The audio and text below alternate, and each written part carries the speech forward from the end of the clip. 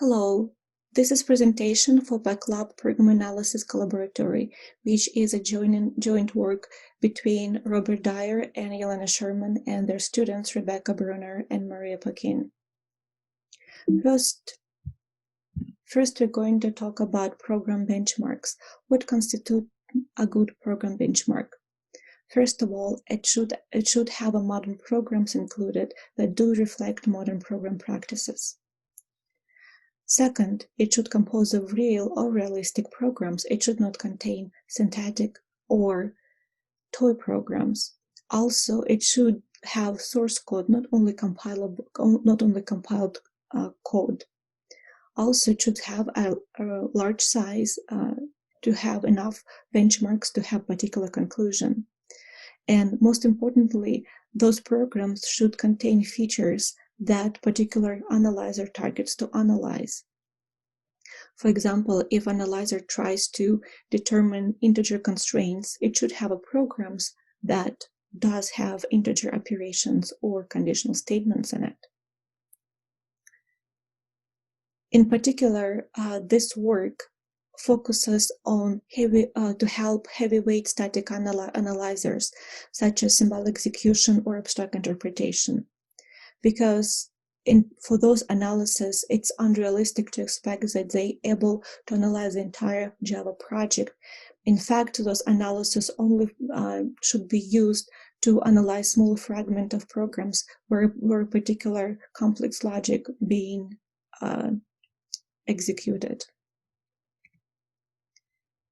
So let's look at example how one could obtain benchmarks for this type of heavyweight analyzers. So first of all, in order to find a program, we're going to look for GitHub or other open source repository where we can find some real programs that users actually work on right now. So first of all, GitHub is going to provide few search options. It allows us to search for particular programming languages and for particular text in the code. However, it's not able to search by structures like conditional statement or parameters type. Secondly, particular features that we would like to analyze, they may only may be present in a few methods of the entire class and definitely not the entire project. So in order for us to just download a single class, if you're going to go this route, then more likely this class is going to have dependencies that needs to be resolved. And at the end, after we try to modify program to resolve dependency and to eliminate some features that we wouldn't like to analyze, we still need to verify that indeed the resulting program is still going to have those features that we'd like to, that analyzer needs to analyze. So obviously the drawbacks in such approach that it requires quite a bit of manual work, searching through files and modifying them. Since it's manual modification, definitely we're not going to have a consistent program transformation from one program to another program. Moreover, we also face the loss of provenance because we're not sure where this actual program was updated and what actual transformation are taking place. To solve this problem, we introduce our PAClab, Program Analysis Collaboratory. So in our tool approach, we just look how to automate all those previous processes. PAClab is going to search for project on GitHub using project metadata, for instance, to narrow down a large project or small project, or a project that maybe not a homework assignments. Then for desired project is going to search actual inside Java files for desired features, like for expressions of particular type or for conditional statements. Then Upon finding files that are meeting those specifications, it's going to make those particular Java files compilable, and apply program transformation to fit targeted analyzer. So that is a part of making program compilable. The key feature of PAClab tool is program transformations, because that's what's unique about our approach. The program transformation operates on abstract syntax tree because the programs we're going to get from GitHub repository are not necessarily compilable. The second key feature in our program transformation, it tries to infer the type of expression, because once again, it's not compilable, and it's going to infer it in the context of an expression. If we know that left-hand side of expression is integer, therefore we can infer that right-hand side of an expression is also should be integer. Then nodes for which it cannot resolve types, then they will be removed. For instance, calling some method on an object that's not going to return primitive types or types that our current system can resolve. Unresolved nodes but with known types are substituted for equivalent interpretation. For instance, if we infer a node of integer type, then we can substitute either with next integer, or if the targeted analyzer symbolic execution, then we can substitute with new symbolic variable. Here's an example of a transformation. On the left-hand side, you see a program that's going to use classes from shape package. It's going to instantiate it and going to call those methods on.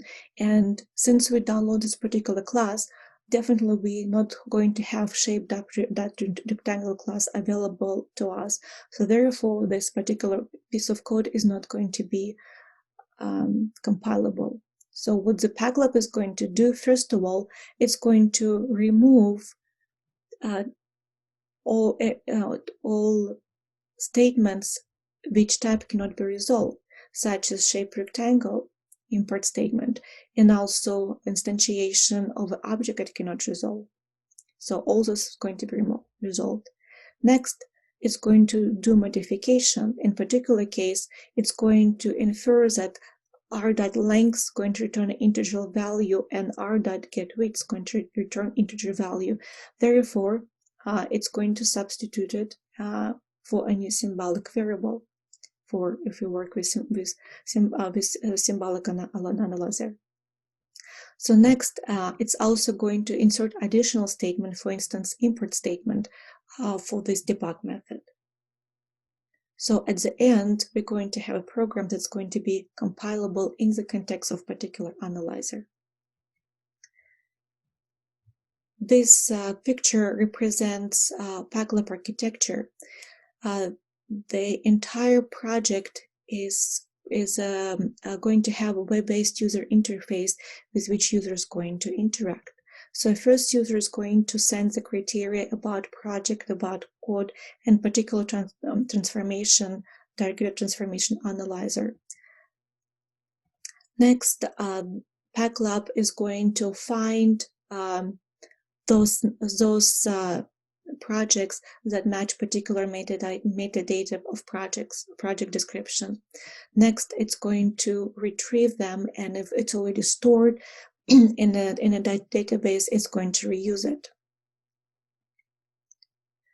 Next, it's going to filter projects that contain particular features, and the auditor component is trying to compile the programs, and if programs not compilable, then those programs going to be attempt to be transformed for, once again, for particular analyzer.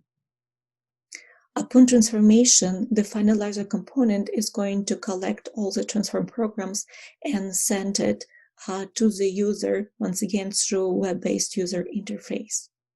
And the user is going to get a zip file and also URL of the transformed programs. So next we're going to present PAClab demo. So first thing we want to do is just go to paclab.dev, and we'll need to log in or create a user if we don't have one already. Then once we're logged in, we can go and create project selections. So the idea behind a project selection is that we can go and specify various filters. So for example, I could set that we need a minimum or maximum number of commits. So maybe we want to have at least 50 commits, and we may want to have a minimum number of source files or a maximum number of source files. And let's go with a maximum and keep it at 100 or fewer source files.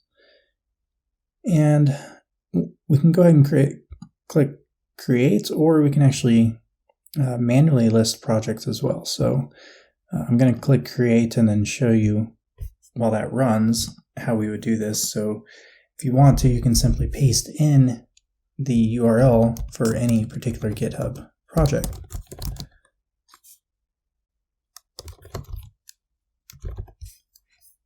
And you can create selections that way as well. So this is very useful if you want to create selections that exactly mirror a particular test set of data. Once you create a project selection, it actually submits a query on the back end to the BOA language. And then it uses the BOA language to attempt to identify potential projects that match the selection criteria. And then as it discovers projects, which are essentially the result of the BOA query, it will then clone those projects. The system actually makes use of a caching mechanism, so oftentimes the projects are already cloned, so hopefully the process doesn't take too long. And then once we clone them locally, we will actually run the selection criteria on the local cloned copies, just to verify that they actually do currently match the criteria. So you can see for this particular set of criteria, we discovered about 415 projects. We were able to clone 344 of those. So sometimes BOA's dataset contains projects that have been deleted, so they're no longer clonable. And then after we cloned those, we actually retained 295 of them. So about 50 or so were actually filtered out after we cloned them because possibly the number of committers or the number of source files just didn't match the criteria. You can actually use the website and dig through and see. So for example, we can see if something was retained or not, and some of the data that was used to do the filtering. And so if we were to go to the end here, you can actually see some of them that were filtered out. Most of these are probably ones that were not clonable. All right, so the clone column says false.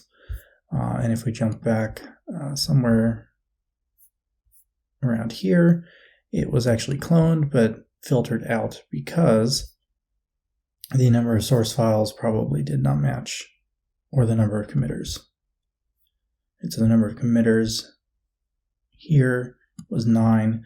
The number of source files was 60. And then once you have a project selection, you can also generate a zip file and download all of these projects. The other thing you can do once you have a selection is you can run a transformation. So if we click the transform button, then we can run the PAClab integer transformer. And here we can go and specify different sets of parameters. So for example, I could say that we want to transform methods that have, a minimum number of if statements.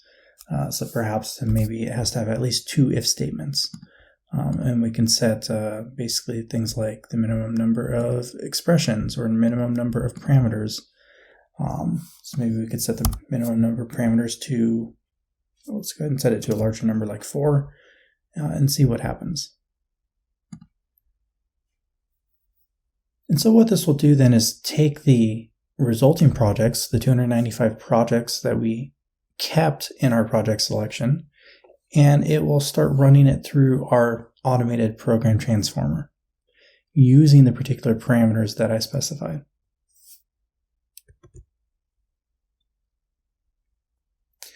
Now, as this process happens, because of the particular parameters I used. Minimum number of if statements had to be 2, the minimum number of parameters for the method had to be 4. So probably a lot of the code is going to actually get filtered out. There may not be a lot of methods that actually get retained and transformed. And as you can see, as this runs, we're actually keeping a fairly small number. So we've already transformed 258, but we've only managed to retain 5 because my selection criteria is pretty strict.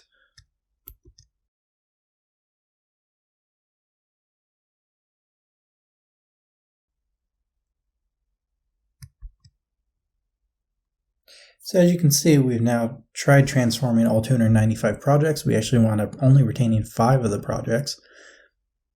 So here's the 5 projects where we retain some code. And if we generate the data set, then we can download the zip file that contains all of the transformed code. So this zip file happens to be about 13K. So we can download and open that and take a look at the code. So you can see we have essentially 5 projects, and if you dig down through the projects, eventually you will find some code. And if we take a look at the code, you can then see that there is a method in here. This method has 4 parameters, and if you look through, there are several if statements. All right, so it does match the criteria that we were worried about. So if we take a look at another example here where we actually have the same values for minimum number of parameters, minimum number of if statements, and then we change the target from default to SPF. What's going to happen now is we're going to again try to transform that same set of 295 projects, but now the target transformation is for symbolic pathfinder. So again, you can see that this finished and retained about 5 projects. And so if we again generate and download the zip file and take a look at the data in that particular zip file, you will see a couple things. One is you'll actually notice there is a README that gets generated so that you can see where essentially this data came from. So it does have a unique identifier for the transform. So note that every time you create a project selection or a transform, we automatically generate a unique identifier for it, which is actually part of the URL. And so you can share this URL with anybody you want. There's even a box at the bottom to just email that and immediately share it with anybody. You can also search by somebody's username if they happen to be already on PAClab. Or what you can do to make it a little bit easier to kind of self-document this, you can actually give this some sort of name. So if you have some particular tool, whatever that is, you could basically give a name for this, and now the URL is going to be a little more specific and a little more easy to distinguish. Because when you start looking at some of your existing selections and your existing transforms, you might have a lot in there, and it's a lot easier to see if it has a kind of a human-friendly name to it. So this concludes the short demo of the PAClab tool. If you're interested in trying it out, go to paclab.dev. It will always point to the current website, wherever it happens to be hosted, and you can create a user and try it out yourselves. Thank you so much for listening to our presentation. Please check our PAClab at paclab.dev website. And if you have questions, suggestions, or collaboration ideas, please contact Dr. Robert Dyer and Dr. Elena Sherman. Thank you so much.